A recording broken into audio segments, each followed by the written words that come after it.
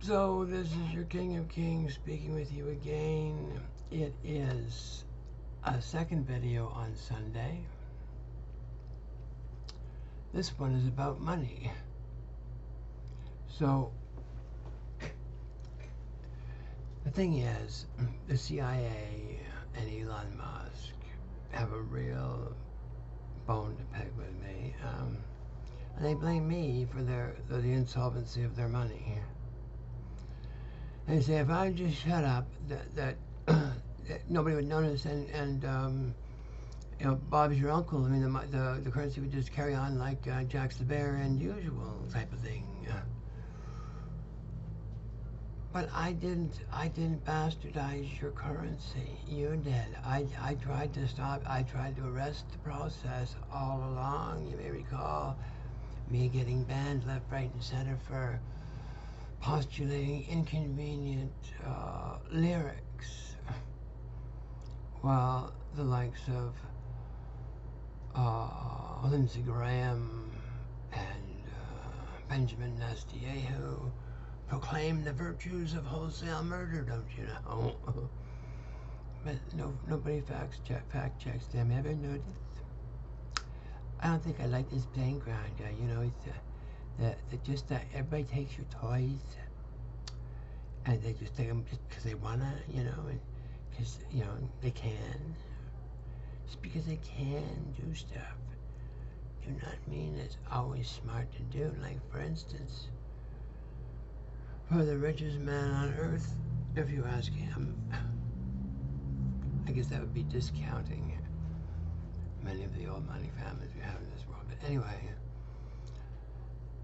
the richest nouveau riche man on earth claims to be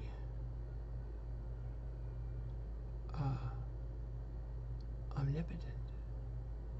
He's going to figure out how to wire your brains better than God. This is the guy that tried to sell my kids on the idea of farming Mars. I hear some other Logan is polluting my skies with horseshit stuff to change the weather. The weather's always been changing. Connect a fucking dot once or twice in your life, please. The Arctic is a rich source of petroleum products.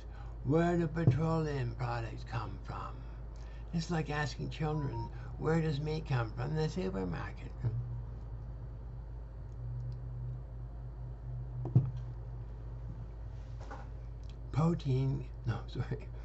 Petroleum comes from dense, abundant plant life getting squashed. So this means at one time the North Pole was an Arctic principality. No, it was a tropical principality. So the climate has been changing. You were once much taller than yourselves now as well, and your heads were shaped funny too also. A lot of things have happened. A lot of efforts have been brought into being so that some kind of wiggling sentience, you know, human-like as much as possible, with the ability to welcome godlike spirits into themselves, so they too can ascend and join the heavenly host. The problem is we have 7.7 billion insistent wigglers demanding that nobody interfere with their misery. It's mine. I own it. You cannot fuck with it. You know, and if you try, I'll kill you. Just don't you dare. There's some things that are sacred in this world, and my misery is one of them. Benjamin Netanyahu hasn't got a clue what he's doing for the rest of the Jews in my world. If there's one thing my God and I did not need, was this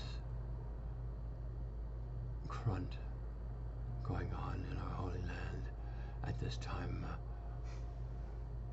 of the chronological evolution.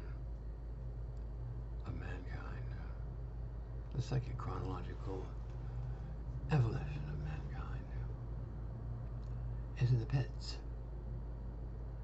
Not because there's something wrong with the world. Even the animals can see this. Animals don't debate with you your wishes. You know, I'm guilty of it too. You know, I debated with God big time one time, not so much anymore. You know, it's useful to recognize my position and place and never try to live above myself and try to stay away from the sewers of life as well if you can. Right now your king is living on Skid Road, but that's by, in large measure, his choice, coupled with the generosities of the the Ontario Bar, which trembles and quakes in fear lest her sins be known. Now they're known all over the world, but until she agrees to them, she thinks that it's not really true. I may have committed all those crimes that you say I did, but if I pretend not to notice, then it didn't happen. So this is what they're using to argue with us. Their king, their long promised king of all kings, past, present, and future. They want to sit in front of us with this pompous, stupid proposition that they see nothing, like Schultz and Hogan's heroes. I see nothing. I know nothing about no fire. I've hidden it away. I got it sequestered over there, and I know nothing about it.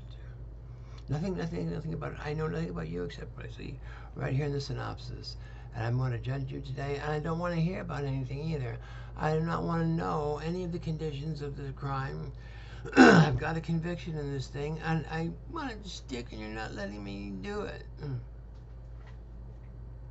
This is what we're receiving from people calling themselves adults.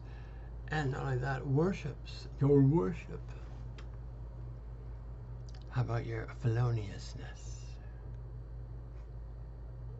This is your king again on Sunday, giving us all a hug before I go to trial on Tuesday. Pray for me, will you? Pray for yourselves too. This is a big